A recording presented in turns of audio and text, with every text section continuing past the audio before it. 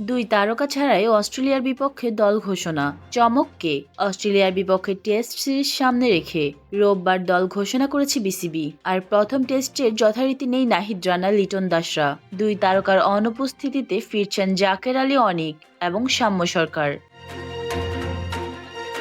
চমক হিসেবে আছেন পেসার মুশফিক হাসান। টেস্টের ওপেনিংয়ে দীর্ঘদিন পর ফিরলেন সৌম্য। 2021 সালের ফেব্রুয়ারিতে মিরপুরে ওয়েস্ট ইন্ডিজের বিপক্ষে শেষ টেস্ট খেলেছিলেন তিনি। বাজে ফর্মে থাকায় জায়গা হারিয়েছেন মাহমুদুল হাসান জয়।